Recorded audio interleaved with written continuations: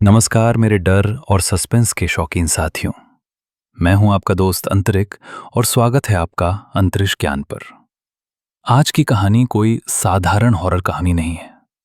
ये एक ऐसी कहानी है जहां प्यार का इनकार किसी इंसान के भीतर छुपे अहंकार को राक्षस बना देता है और वो राक्षस फिर तंत्र मंत्र की काली सीढ़ियों पर चढ़कर किसी मासूम की जिंदगी को नरक बना देता है। कई बार हम सोचते हैं कि किसी को ना कह देना बस एक जवाब है, एक सीमा है, एक अधिकार है। लेकिन गलत इंसान के सामने वही ना उसके लिए चुनौती बन जाता है, अपमान बन जाता है। और फिर वो अपने अपमान का बदला ऐसे तरीके से लेने निकल पड़ता है कि डॉक्टर, दवा, पुलिस, किसी के पास भी उस दर्द का इलाज नहीं बचता। आज की कहानी भी कुछ ऐसी ही है। जयपुर की एक मासूम छात्रा नैना वर्मा, जिसने एक प्रेम प्रस्ताव ठुकरा दिया और उसी इनकार की कीमत उसे एक ऐसी खौफनाक तांत्रिक क्रिया के रूप में चुकानी पड़ी जिसने उसकी रातों की नींद छीन ली, उसकी सांसों को भारी कर दिया और उसके आसपास की हवा तक को अशुभ बना दिया। तो नैना के साथ क्या हुआ? किसने उसे निशाना बनाया? और क्या सच में तंत्र की काली परछाइयां किसी इंसान के पीछे लग सकती हैं? आज मैं वही कहानी आपके सामने रखूंगा, बिल्कुल वैसे ही जैसे वो घटती गई। लेकिन कहानी शुरू करने से पहले अगर आप पहली बार इस चैनल पर आए हैं तो चैनल को सब्सक्राइब करके हमारी इस फैमिली का हिस्सा बन जाइए, क्योंकि यहाँ हर कहानी आपको सिर्फ डराती नहीं, आपको सतर्क भी करती है। चलिए अब कहानी की तरफ बढ़ते हैं। कहानी शुरू होती है जयपुर से। नाम सुनते ही दिमाग में गुलाबी इमारतें, पुराने किले और बाजारों की रौनक तैरने लगती है। लेकिन जयपुर सिर्फ रंगों का शहर नहीं है। ये वो शहर भी है जहां पुराने मोहल्लों की दीवारों में ऐसे ऐसे किस्से दबे पड़े हैं जो दिन में अफवाह लगते हैं और रात में हकीकत बनकर सांस लेने लगते हैं। इसी जयपुर में एक सपना लेकर आई थी नैना, राजस्थान के ही एक छोटे से कस्बे निमावा से, जहां शाम होते ही खेतों की मिट्टी महकती थी, चिड़ियों की आवाजें घर के आंगन तक उतर आती थीं और हर कोई हर किसी को पहचानता था। लेकिन नैना पढ़ना चाहती थी, आगे बढ़ना चाहती थी, अपने माँ बाप के संघर्षों का जवाब बनना चाहती थी। इसलिए जब उसे जयपुर के एक अच्छे कॉलेज में बीए इतिहास ऑनर्स में दाखिला मिला तो पूरे घर में खुशी फैल रही। पिता ने उसके सिर पर हाथ रखकर बस इतना कहा, बेटी, शहर बड़ा है, वहां लोग मीठा बोलकर भी बहुत कुछ छुपाते हैं। आंख कान खुले रखना और अपनी इज्जत, अपनी पढ़ाई, अपनी हिम्मत, इन तीनों से कभी समझौता मत करना। पहले कुछ महीने नैना रोज सुबह तड़के ट्रेन पकड़ती, 3 घंटे का सफर करके कॉलेज पहुंचती और फिर शाम को लौट आती। ये रोज रोज का सफर उसे अंदर तक थका देता था।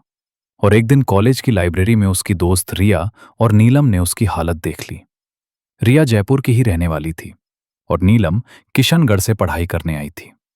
तीनों किताबों के बीच बैठी थीं कि रिया ने बोला, नैना, तू रोज इतनी दूर से आती जाती है, थकती नहीं? नैना ने हल्की मुस्कान के साथ कहा, थक तो जाती हूं, लेकिन पीजी का खर्चा पापा पर बोझ नहीं डालना चाहती। नीलम ने तुरंत कहा, तो फिर हम तीनों मिलकर पीजी ले लेते हैं, किराया बढ़ जाएगा और साथ भी रहेगा। रिया ने भी कहा, मेरे इलाके में एक अच्छा पीजी है, मालकिन आंटी सख्त हैं लेकिन दिल की साफ हैं, खाना भी बना कर देती हैं।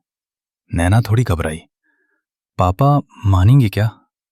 रिया हंस पड़ी, तू बस बोल दे, बाकी हम संभाल लेंगे। और सच में अगले ही हफ्ते नैना के पिता जयपुर आए, पीजी देखा, नियम सुने, मालकिन से बात की और कमरा बुक करवा दिया। मालकिन सरला आंटी थीं, उम्र 55 के आसपास, चेहरे पर सख्ती लेकिन आंखों में जिम्मेदारी। उन्होंने तीनों को साफ कह दिया, रात 10 बजे तक लौट आना, कोई लड़का कमरे के अंदर नहीं आएगा, ये मेरे घर के नियम है। कमरा दूसरी मंजिल पर था, हवादार, साफ सुथरा, और खिड़की से बाहर सड़क किनारे एक पुराना नीम का पेड़ साफ दिखाई देता था। वही पेड़ जिसकी परछाइयां आगे चलकर नैना के लिए डर का पहला पर्दा बनने वाली थीं। शुरुआत के कुछ हफ्ते बड़े ही अच्छे गुजरे। सुबह कॉलेज, दोपहर कैंटीन की चाय, शाम बाजार की हल्की सैर और रात कमरे में हंसी मजाक। नीलम को फिल्में पसंद थीं, रिया को शॉपिंग और नैना को किताबें। वो लाइब्रेरी से किताबें उठा लाती और रात में पढ़ती रहती।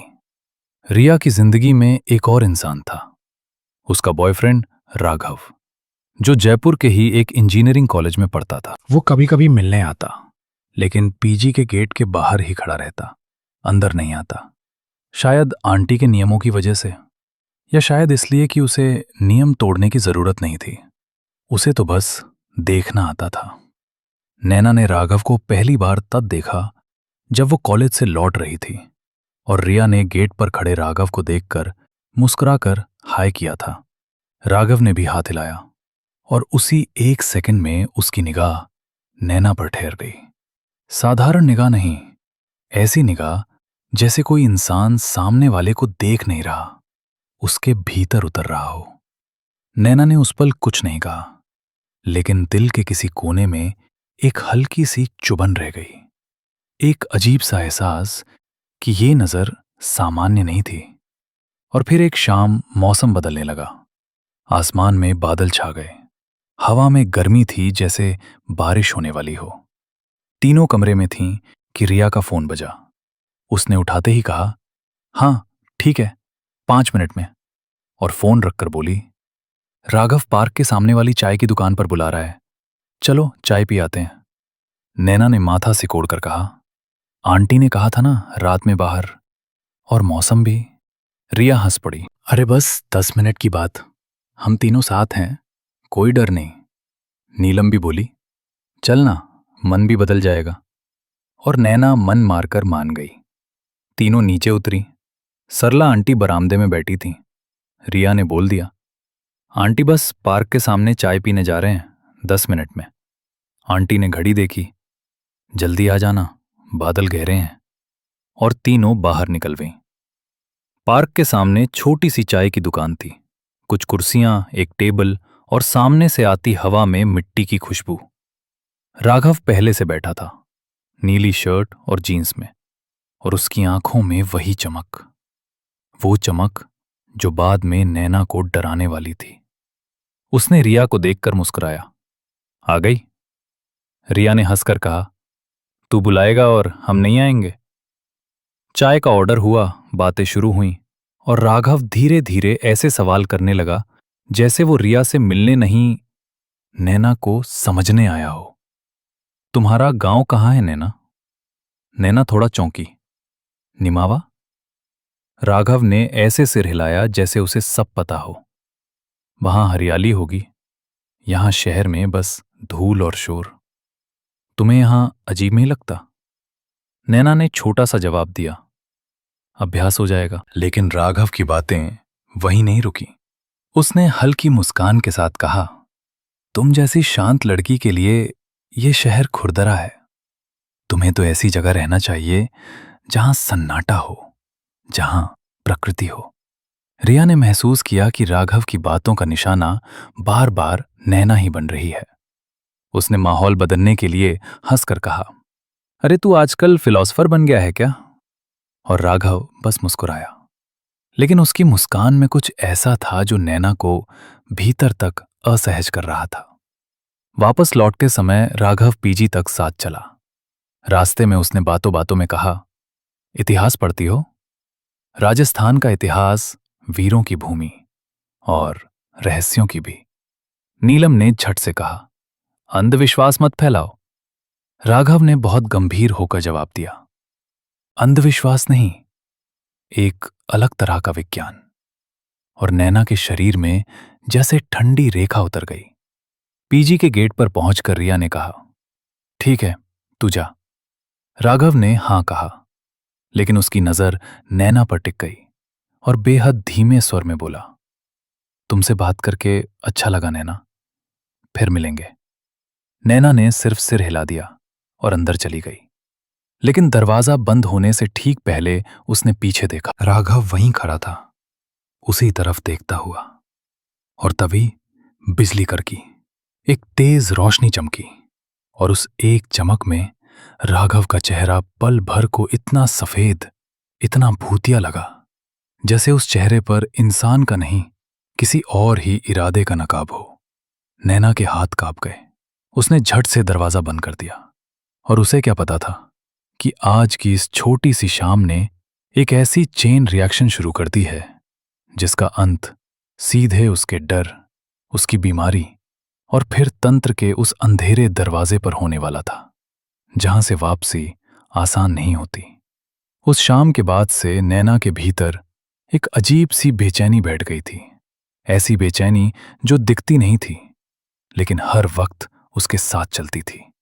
कॉलेज की सीढ़ियां चढ़ते हुए, क्लास में बैठते हुए, किताब के पन्ने पलटते हुए भी उसे लगता जैसे कोई उसे देख रहा है। और जब भी वो पलटकर देखती, सब कुछ सामान्य दिखता। दोस्त हंसते हुए, प्रोफेसर पढ़ाते हुए, लेकिन उस सामान्य के पीछे कहीं कुछ गलत था। और वो गलती धीरे धीरे अपना चेहरा दिखाने लगी। राघव अब पहले की तरह कभी कभार नहीं, बल्कि अक्सर रिया के बहाने आसपास दिखने लगा था। कभी कैंटीन के बाहर, कभी लाइब्रेरी के गेट के पास, और हर बार उसकी नजर ऐसे नैना पर टिकती जैसे वो कोई सवाल पूछना चाहता हो, लेकिन शब्दों का इंतजार कर रहा हो। एक दिन कॉलेज से लौटते समय जब रिया किसी काम से आगे निकल गई और नीलम फोन पर बात करती हुई पीछे रह गई, तभी राघव अचानक नैना के बराबर आकर चलने लगा। उसकी आवाज बहुत शांत थी, लेकिन उस शांति में अजीब सी जिद छुपी हुई थी। नैना, मुझे तुमसे कुछ कहना है, नैना ने बिना रुके कहा। अगर रिया से जुड़ी बात है तो उसी से कीजिए। लेकिन राघव ने सिर हिलाया। नहीं, ये बात सिर्फ तुमसे है। और उसी पल नैना के कदम अपने आप धीमे हो गए। दिल तेज धड़कने लगा। उसने रुक कर उसकी तरफ देखा और सख्त लहजे में कहा, जो भी कहना है जल्दी कहिए। राघव ने एक पल इधर उधर देखा, जैसे शब्द चुन रहा हो, फिर बोला, मुझे नहीं लगता कि रिया और मैं एक दूसरे के लिए बने हैं, लेकिन जब से मैंने तुम्हें देखा है, मुझे लगा है कि तुम अलग हो। तुम्हारी शांति, तुम्हारा व्यवहार, तुम्हारी आंखों में जो सच्चाई है, मैं उससे दूर नहीं रह पा रहा। और यह सुनते ही नैना के भीतर जैसे कुछ टूट गया। उसे लगा जैसे किसी ने उसके भरोसे को गंदे हाथों से छू लिया हो। उसने गुस्से और घृणा से भरी आवाज में कहा, तुम्हें जरा भी शर्म नहीं आती? रिया मेरी दोस्त है और तुम उसी के सामने ऐसी बातें कर रहे हो। राघव ने जवाब में बस इतना कहा, दिल पर किसी का जोर नहीं चलता नैना। और यही वो वाक्य था जिसने नैना के भीतर जमा सारा डर गुस्से में बदल दिया।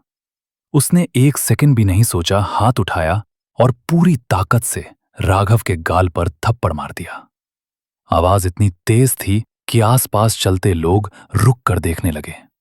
और उस एक पल में हवा जैसे जम सी गई। राघव का सिर एक तरफ झुक गया।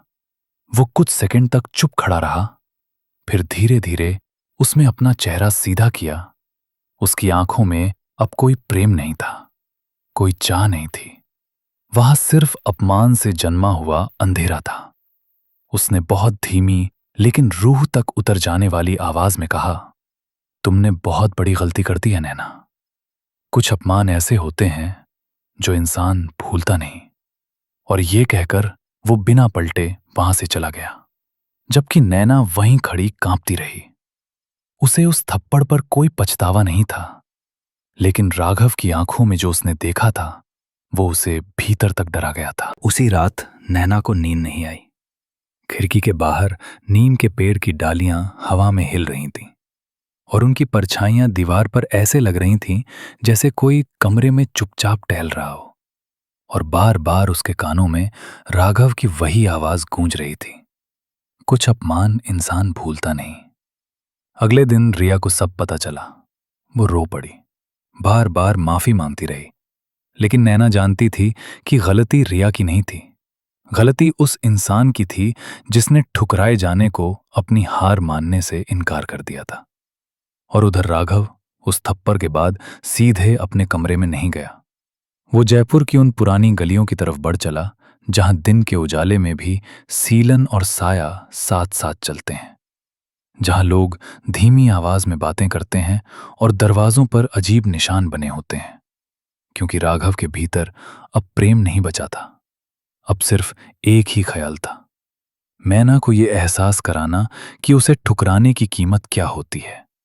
और उसी ख्याल ने उसे उस अंधेरे रास्ते पर धकेल दिया जहां से वापसी सिर्फ पछतावे में होती है, अगर होती है तो। थप्पड़ वाली उस घटना के बाद नैना ने खुद को समझाया था कि सब कुछ यहीं रुक जाएगा, कि राघव शायद शर्मिंदा होकर पीछे हट जाएगा। लेकिन उसे क्या पता था कि कुछ लोग अपमान को चुपचाप नहीं पीते, वे उसे जहर की तरह जमा करते हैं और फिर सही वक्त पर उगलते हैं। अगले ही दिनों में नैना को महसूस होने लगा कि उसकी जिंदगी में कोई अदृश्य घुसपैठ शुरू हो चुकी है। कॉलेज जाते समय अचानक कदम भारी लगने लगते, जैसे किसी ने पीछे से उसका दुपट्टा पकड़ रखा हो। वो पलट कर देखती तो कोई नहीं, लेकिन दिल की धड़कनें बेवजह तेज हो जाती। क्लास में बैठी होती तो कानों के पास किसी के सांस लेने की आवाज आती, इतनी पास कि गर्दन अपने आप सिहर जाती। और जब वो डर कर इधर उधर देखती तो सब सामान्य, जैसे कुछ हुआ ही ना हो। एक शाम पीजी लौटते वक्त उसे लगा कि वही नीम का पेड़ आज कुछ ज्यादा ही काला दिख रहा है। उसकी डालियां हवा में हिल नहीं रही थीं, बल्कि जैसे किसी संकेत में रुक रुक कर कांप रही हों। और उसी रात पहली बार उसने महसूस किया कि उसका कमरा अब सिर्फ कमरा नहीं रहा। नींद में उसे ऐसा लगा जैसे कोई उसके बिस्तर के पास बैठा है, बहुत शांत, बहुत धैर्य के साथ। और फिर अचानक उसके कान के बिल्कुल पास एक आवाज आई, इतनी धीमी कि शब्द पहचान में नहीं आए, लेकिन आवाज पहचान में आ गई। वही भारीपन, वही ठंडक। नैना हड़बड़ा कर उठ बैठी, पसीने से भीगी हुई, कमरे की लाइट जलाई।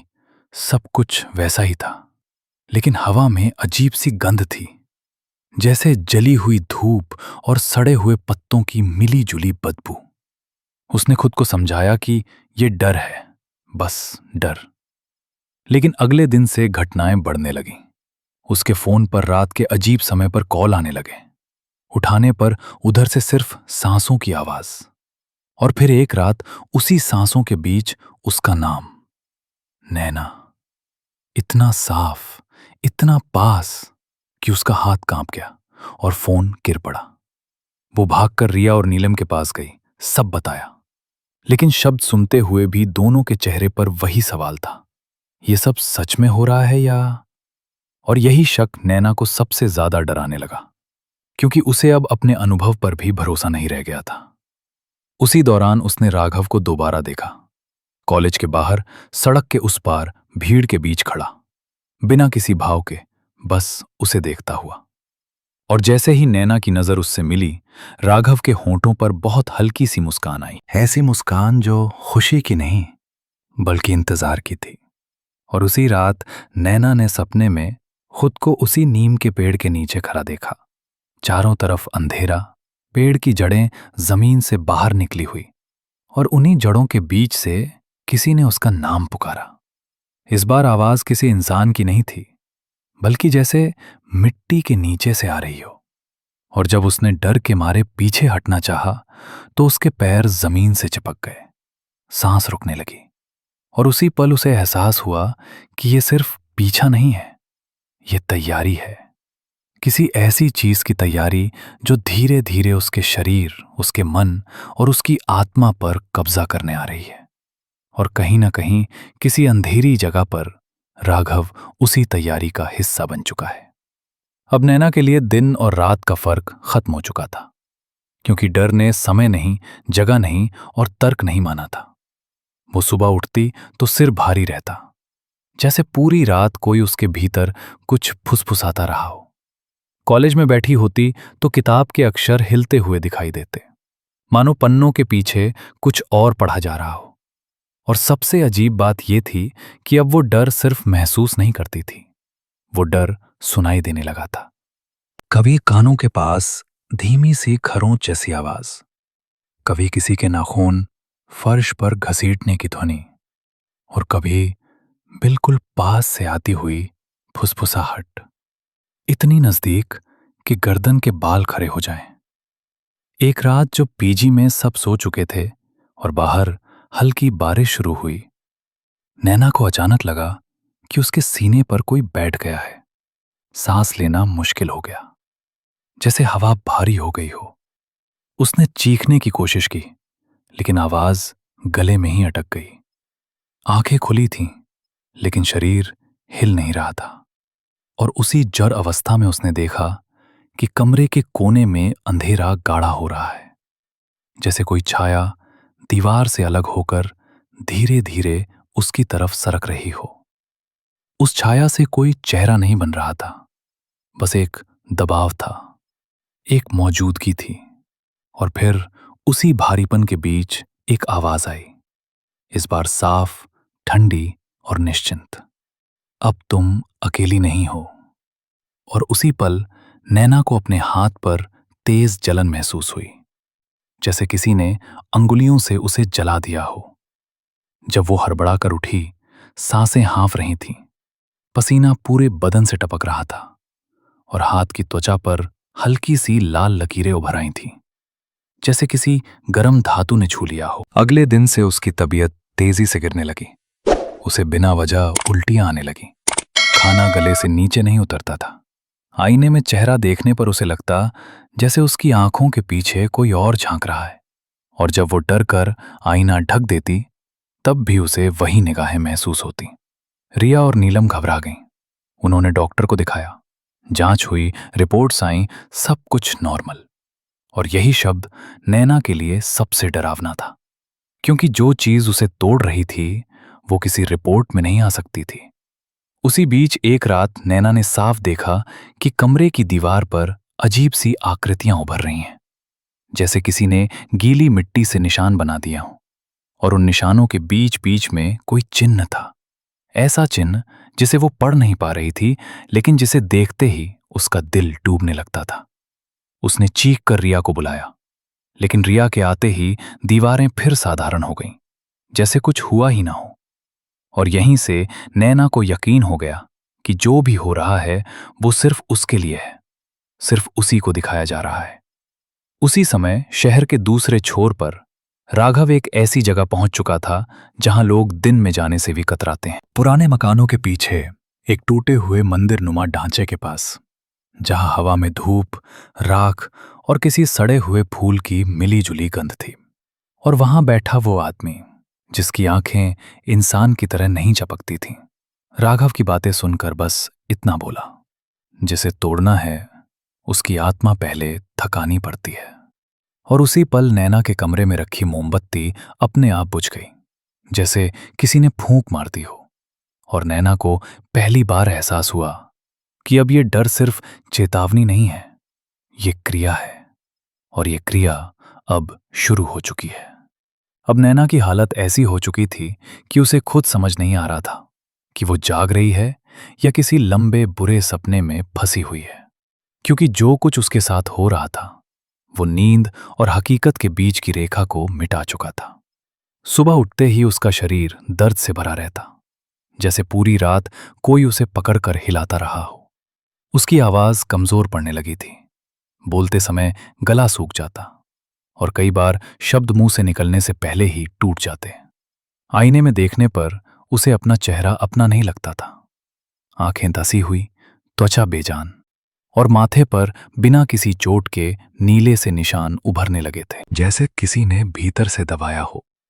रातें अब सबसे खतरनाक हो चुकी थीं। जैसे ही लाइट बंद होती, कमरे की हवा बदल जाती, भारी और ठंडी। और तभी उसे लगता कि कोई उसके कान के पास बैठा है, इतनी नजदीक कि वो उसकी सांसों की गर्मी महसूस कर सके। कई बार वो डर के मारे चिल्लाना चाहती, लेकिन आवाज गले से बाहर ही नहीं आती। और उसी बेबसी में उसे अपने पैरों पर खरोंच के निशान दिखने लगे, ताजा, लाल, जैसे किसी ने नाखूनों से बनाए हों। लेकिन कमरे में कोई नहीं होता। रिया और नीलम अब सच में घबरा चुकी थीं। उन्होंने दोबारा डॉक्टर बदले, बड़े अस्पताल ले गईं, स्कैन, टेस्ट, दवाइयां, सब कुछ हुआ, लेकिन हर बार वही जवाब मिला, शारीरिक तौर पर सब सामान्य है। और यही शब्द नैना को अंदर से तोड़ रहा था, क्योंकि वो जानती थी कि जो उसे छू रहा है, जो उसे दबा रहा है, जो रात रात भर उसके नाम को अलग अलग आवाजों में बुला रहा है, वो किसी दवा से ठीक नहीं होने वाला। एक रात हालत इतनी बिगड़ गई कि नैना ने खुद को कमरे के कोने में बैठा पाया, दीवार की तरफ देखते हुए बुदबुदा रही थी। बस कर दो, मैंने क्या बिगाड़ा है तुम्हारा, मुझे छोड़ दो। और जब रिया ने उसे हिलाया तो नैना ने ऐसी नजर से उसकी तरफ देखा जैसे वो रिया को पहचान ही नहीं रही हो। उसकी आंखों में डर नहीं, खालीपन था, जैसे कोई और भीतर बैठ गया हो। उसी क्षण नीलम की दादी, जो कुछ दिनों के लिए पीजी आई हुई थी, कमरे के दरवाजे पर आकर रुक गईं। उन्होंने नैना को देखा और बिना किसी सवाल के धीमी लेकिन पक्की आवाज में कहा, यह बीमारी नहीं है, यह किया हुआ है। कमरे में सन्नाटा छा गया। बारिश बाहर तेज हो चुकी थी और उसी बारिश की आवाज में दादी ने बताया कि कुछ अपमान ऐसे होते हैं जिनका जवाब लोग तंत्र से देते हैं, क्योंकि तंत्र में बदला जल्दी मिलता है।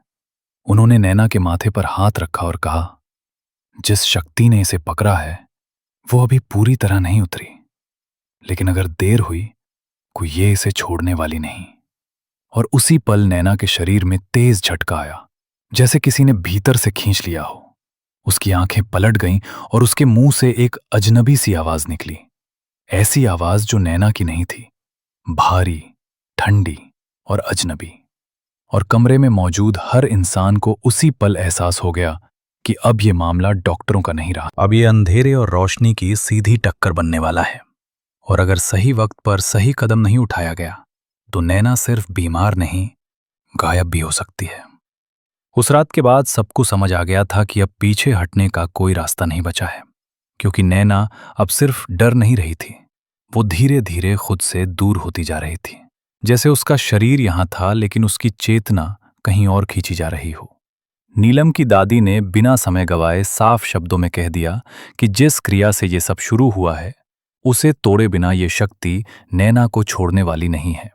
और इसी फैसले के साथ तीसरी मंजिल के उस पुराने कमरे को खाली किया गया, जहां सालों से कोई नहीं रहता था। खिड़कियां जाम थीं, दीवारों पर नमी और समय की दरारें थीं, और हवा में पहले से ही अजीब सी भारी गंध मौजूद थी, जैसे जगह खुद किसी बीते डर को याद कर रही हो।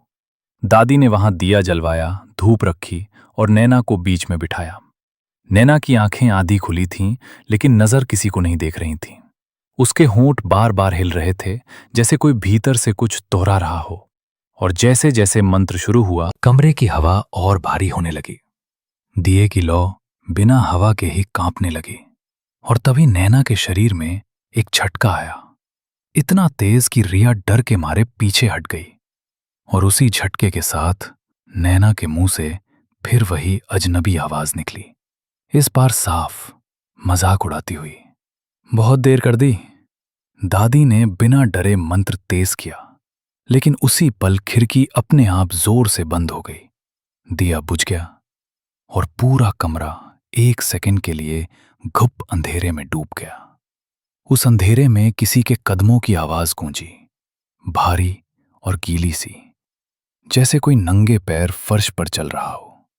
नैना का शरीर पीछे की तरफ झुक गया, उसकी गर्दन अस्वाभाविक कोण पर मुड़ गई और उसकी आंखें पूरी तरह खुल गईं।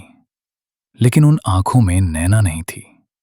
मां सिर्फ गुस्सा था, अपमान था और किसी और का इरादा था।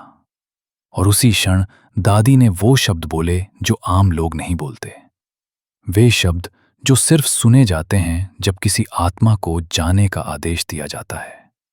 जैसे जैसे मंत्र आगे बढ़ा, कमरे की दीवारों पर वही अजीब चिन्ह उभरने लगे जो नैना पहले देख चुकी थी। हवा में धूप की गंध चलने लगी और तभी एक जोरदार चीख निकली, ऐसी चीख जो इंसान की नहीं हो सकती। और उसी चीख के साथ नैना का शरीर एकदम शांत हो गया, जैसे किसी ने भीतर से कुछ खींचकर बाहर फेंक दिया हो। दिया दोबारा जल उठा, हवा हल्की हो गई और कमरे में मौजूद हर इंसान हाफता हुआ सांस लेने लगा। लेकिन कहानी यहीं खत्म नहीं होती, क्योंकि उसी रात शहर के दूसरे छोर पर राघव अपने कमरे में अचानक उठ बैठा। सीने में अजीब सा दर्द, सांसें तेज और दीवार पर वही चिन्ह उभरते हुए देखे जो नैना के कमरे में बने थे। उसने डर के मारे पीछे हटने की कोशिश की, लेकिन उसके पैर जैसे जमीन से चिपक गए और उसी भारी आवाज ने अब उसके कान के पास फुसफुसाकर कहा, अब तुम्हारी बारी है। और अगली सुबह जब लोग उसके कमरे तक पहुंचे तो राघव जमीन पर पड़ा था, आंखें खुली हुई, लेकिन भीतर कोई नहीं था। जैसे जो कुछ भी था वो उसी अंधेरे के साथ चला गया हो जिसे उसने खुद बुलाया था। नैना कई दिनों बाद होश में आई। कमजोर थी, टूटी हुई थी, लेकिन जिंदा थी। और जाते जाते दादी ने बस इतना कहा, याद रखना, कुछ ताकतें बुलाने में आसान होती हैं, लेकिन उन्हें लौटाना आसान नहीं होता। और यही इस कहानी का सच है कि हर ना का जवाब बदले से नहीं दिया जाता, क्योंकि जब इंसान तंत्र के अंधेरे दरवाजे पर दस्तक देता है तो वो सिर्फ दूसरों को नहीं, खुद को भी खो देता है। तो साथियों, ये थी नैना की कहानी। एक ऐसा सच जो हमें ये याद दिलाता है कि कुछ रास्ते ऐसे होते हैं जहां इंसान दूसरों को डराने जाता है और खुद अंधेरे में खो जाता है। अगर ये कहानी आपको अंदर तक हिला गई हो तो समझ लीजिए ये सिर्फ एक कहानी नहीं थी, ये एक चेतावनी थी। ऐसी ही सच्ची घटनाओं, अंधेरे रहस्यों और अनसुनी कहानियों के लिए अंतरिक्ष ज्ञान को अभी सब्सक्राइब करें, वीडियो को लाइक करें और कमेंट में बताइए, क्या आप मानते हैं कि कुछ ताकतें आज भी हमारे आसपास मौजूद हैं? अगली कहानी और भी ज्यादा डरावनी होगी।